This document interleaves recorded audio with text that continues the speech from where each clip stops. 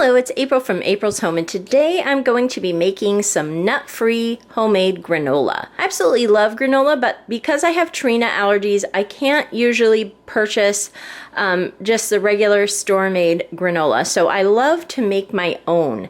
Today I'm going to be making one big batch, and then I'm going to split it in two, so I have two flavors. The traditional way I make it, when it's all done, I add raisins and dates, and I absolutely love that. So today I thought I would do sort of a spring-summer twist on it and add some freeze-dried raspberries and dried blueberries to half the batch as well, so I could try that out.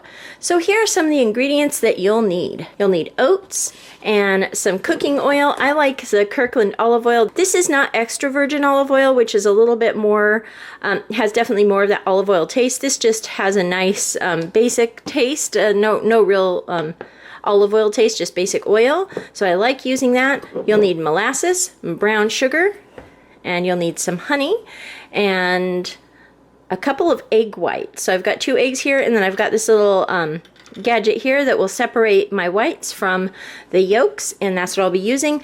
And then I've got some cooking spray to spray my sheet. And when it's all done, you'll need some dried fruits to stir in. I like to stir in dates and raisins again, and I'm also going to be trying freeze-dried raspberries and blueberries, but whatever kind of dried fruit, like cranberries, different kind of raisins, different kind of dried fruits, I think would be wonderful things to stir in. You will also need a big mixing bowl here. I've got my whisk in here to whisk up my egg whites. That'll be the first step. And a big baking sheet that I will spray with cooking spray. And we will be preheating the oven to 350 degrees Fahrenheit. Okay, so first things first, I'm going to go ahead and separate my whites from my yolk here. So this tool is pretty handy. You just kind of roll it around until the egg yolk is separated. And I'll just pop these yolks into a bowl and cook those up later. And there we go. Yolk, or white, number 2. So now I'm going to go ahead and whisk these egg whites until they're frothy.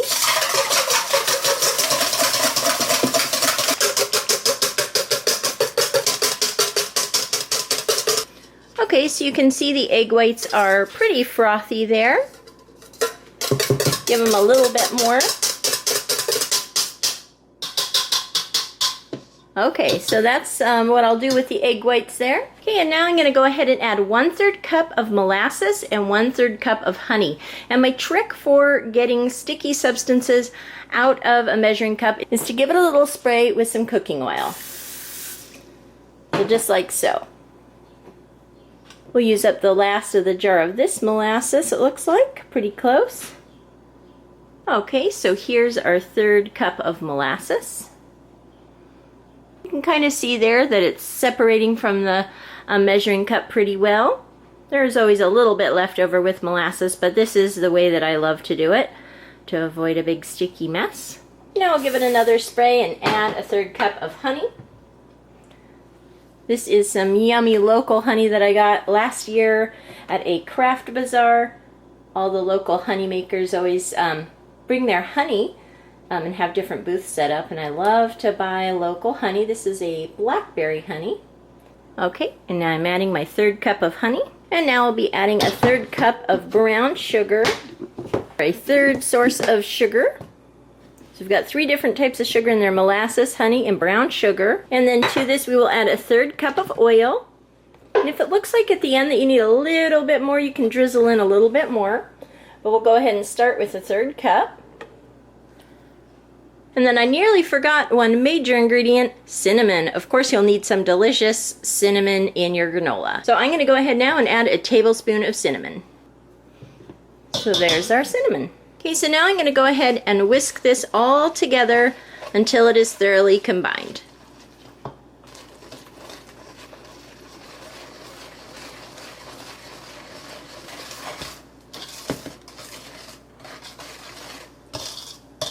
You'll want to be sure and scrape the sides here as you're stirring to make sure that nothing gets left on the sides. So you can start to see all of that yummy sugar and cinnamon combining together here. Now I love molasses, and that is what this has a really good, it almost smells like I'm baking gingerbread cookies, and I absolutely love that. So now I've got that all stirred together, and I'm going to go ahead and add my oats. I'm going to add 5 cups of old-fashioned rolled oats. So the first cup, second cup, third cup, fourth cup, and 5th cup. Now I'm going to get one of my stout wooden spoons and continue stirring these oats until they are thoroughly coated with the delicious sugary syrupy concoction down there. I'll also add that if you have any wheat germ, now I'm out today, I like adding a little bit of wheat germ in at this stage too if I have some, but today I don't, and you don't need it. You can just use regular old oats here. So I'm going to go ahead and get this all stirred to combine.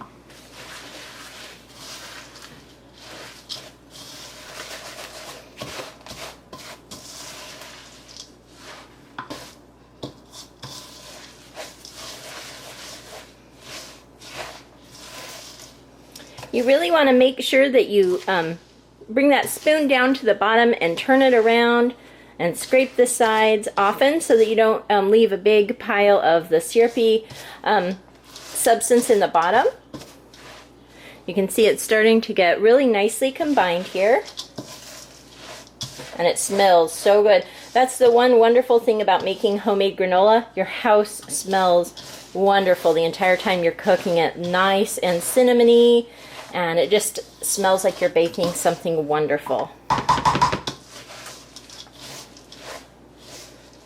Okay, so I think I have this pretty well combined. I'm going to go ahead now and spray my baking sheet and get this laid out all across my baking sheet. Okay, you want to make sure that your pan is thoroughly coated in cooking spray because this is a very sugary granola. So sugar does tend to be sticky and can burn if you're not careful with it. So I'm going to go ahead and lay this out across my baking sheet here. Just like so. I'll scrape the sides of my bowl here. Okay, so I'm going to go ahead and spread this across the whole pan here.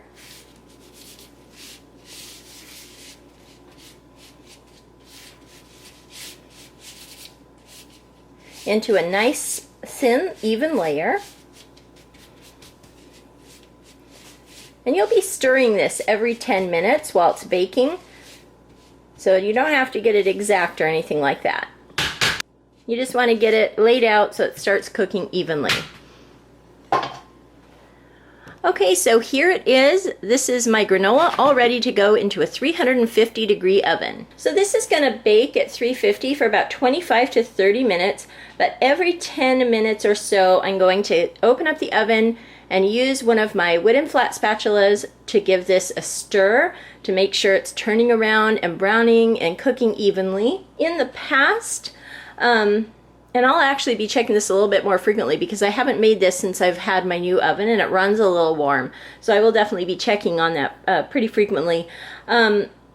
You're going to cook it until it's golden brown, which is kind of hard to tell because it's already pretty golden brown with the molasses color, but you'll be able to see that it's kind of cooking up nicely. What I do if I feel like it needs longer is I'll turn the heat down to 200 after I cook it for about 25 minutes and give it another 10 minutes, but then I stir it every 5 minutes. The ticket with anything with this much molasses and honey and brown sugar is to keep your eye on it because sugar burns very quickly. Once it reaches a certain point of heat, it can just go south very, very quickly. So you really want to keep your eye on this, and it's definitely worth the effort. So I'm going to go ahead now and get this in a 350-degree oven, and I will come back and stir that in 10 minutes and show you what that looks like. Okay, so the first 10 minutes have passed. Now normally I would just leave this in the oven and stir it from there, but just for the sake of, so you can see, I'm going to go ahead and show you now. Here's my nice flat spatula here. It's got a nice little scoopy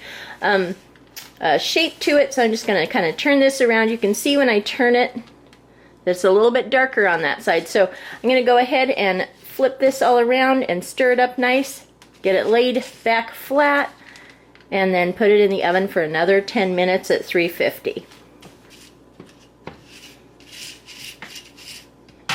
So there it is, all ready to go back into the oven for another 10 minutes. So it's just finished its second 10-minute set here, and you can tell, I'm not 100% sure if the camera will pick it up, but it's definitely quite a bit darker.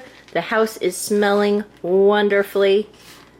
I'm going to give this another stir. I'm not sure I'll need any extra time on this one. It's looking like it's cooking pretty well. So I'm going to pop it back in the oven after this for another 5 minutes and check it and see how it's doing. Again, this typically takes between 25 and 30 minutes to bake up. Just looking for it to be nice and golden colored. And in this case, because of the molasses, I think it's a little bit, almost a little darker than golden. But you just really want to look up close and make sure it's not like burning or anything like that. Which this is not. It's looking great. Okay, so I'm going to go ahead and pop this in the oven for another 5 minutes, and then I'll check on it again. Okay, so it's had another 5 minutes, probably closer to 6 minutes, and it is looking so close to being done. I just want to make sure to give it a little bit more time so it'll be nice and crisped up once it cools. So I'm going to go ahead and lower the temperature of my oven to 200, just so I can be sure that this won't burn. I'm going to go ahead and give this one more stir here, and then I'm going to pop it back in the oven for probably another 5 minutes. Then I'll check it, see if it needs any other time. Give it another stir, and then I will show you what it looks like when it's all done. Let you know how long I leave it in the oven for its final baking. I think the final 5 minutes at 200 degrees did the trick. Just enough to get it nice and crisped up here. It doesn't seem crisp at first. It's really, you're just looking for a nice, almost a dark golden brown, really, color there. And it's only dark because of the molasses being in there. It does give it a little bit more of a brownish color. I'm going to go ahead and stir this up. And now it's going to have to cool all the way before I can do any of the add-ins here. So I'm going to go ahead and stir this up, get it on a cooling rack perhaps, and let this cool, and I'll come back and show you all of the things that will mix into this when this is nice and cool. Okay, so my granola is all cooled, and you can see now it's gotten nice and solid here, so it's a little bit more like pieces, little clusters of little oats here, surrounded by the little sugary coating. Some break down into smaller chunks like this. So now what I'm going to do is I'm going to kind of carefully scoop it out. I don't want it to break down into just little pieces of oats. I'd like to keep some of these clusters together. I'm going to go ahead and put this in 2 separate bowls so that I can stir in my dried fruits. Normally I would just do my classic variety where I add 1 cup of dates to this mix and 1 cup of raisins, but because I'm splitting this in half to try out adding some of the different fruits, I'm going to go ahead and split the batch in half in 2 separate bowls, and then I'll be adding a half a cup of dates, half a cup of raisins to one, half a cup of dried blueberries, and half a cup of freeze-dried raspberries to the other. So basically though, to this recipe you add 2 cups of mix-ins, 2 cups of dried fruits. So now I'm going to go ahead and transfer this to some mixing bowls. So to my first mixing bowl here, which has half of the granola mixture in it, I'm going to go ahead and add a nice heaping scoop there, a half cup of dates, and then I'm going to add raisins, a half cup of raisins, and again, you would just want to total to this whole batch add 2 cups of mix-ins. So now I've got my raisins here, and I'll add my raisins to that one. Then using my little spatula, just going to give this a stir. Of course, you can add a little bit extra if you want. If there's other things that you want to add in, you can. Different kind of dried fruits and things. Whatever you think would be good.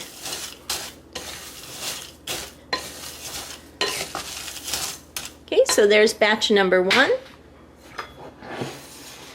And now my experimental batch here with my dried blueberries and freeze-dried raspberries. I thought freeze-dried raspberries sounded really interesting. I'll be interested to see how they hold up to milk.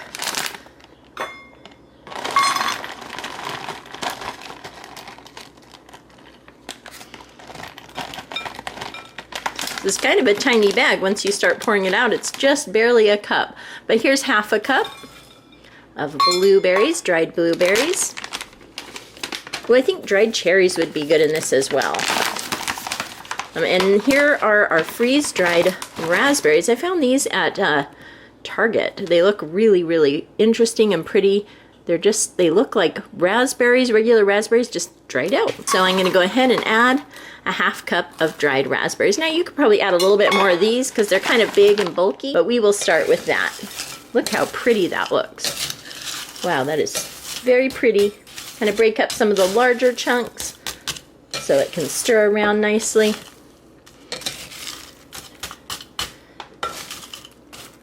And there is our berry granola. So these are 2 varieties. Now I think I'm gonna go ahead and do a taste test. So I'll bring these out to my table and let you know how they taste. Okay, so here are my 2 bowls of granola, and I've got a couple of little bowls here set out to try them. I also thought it was important to note that you need to store these sealed.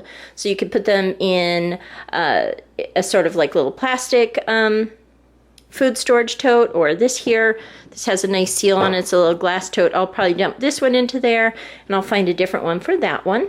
Let me go ahead and put a little scoop in each bowl. So I can try them out.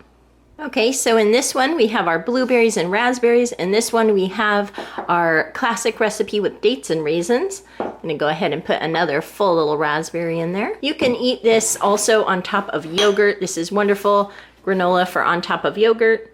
You can use any kind of milk or milk substitute that you like. Okay, so I'm really interested to try this one out since it's my newer recipe. Here we go. I got one of everything in there, a raspberry, a blueberry, and some granola. Okay, so this one is absolutely wonderful. I'm really happy with the raspberries and how they taste in this. I was really curious if it would hold up to the milk, and they seem to be doing just fine holding up to the milk here in this granola. The raspberries are very, very tart, which is wonderful because they really pair nicely with the sweetened granola. So you have a little bit of tart raspberry, the sweetness and flavor of the raspberry, the nice soft little blueberry in there with its blueberry flavor, all paired with this delicious cinnamony oatmeal granola. So that one is wonderful. I can't wait to finish that one up. And now let's try my classic one, which I know I love. We've got some dates in there, raisins in there, and then the granola. And this one is delicious as always. It's a classic. I love it. I love dates and raisins in granola. So here we have 2 wonderful granolas that are made homemade, and I've made sure that there are no nuts in mine here. You'll want to, of course, check your ingredients if you have different allergy concerns to make sure that you're putting in your granola what you can eat. But for me, this is wonderful, and I'm so happy with how this turned out. It is so pretty. I love those raspberries in there, the delicious little blueberries. Very, very yummy. And then my classic granola. So definitely a new favorite and a classic. It is so fun and so easy to make granola. I hope that you guys give it a try. So now I'm gonna go ahead and pack this up into its little storage container so you can see what that looks like. Okay, here it is in its container. And of course this little rubber gasket here will keep it nice and sealed and fresh. And that'll look really pretty sitting out on my counter. It'll be wonderful for breakfast and to top on yogurt for lunches. And again, I'll have to find a container for this one as well. I just think it is so pretty. I can't get over how pretty that is. So that is my homemade granola recipe. I hope you enjoyed that, and I hope you give it a try. If you like this video, give it a thumbs up. Hit subscribe for more videos from April's Home. Thank you so much for watching, and I'll talk to you later. Goodbye.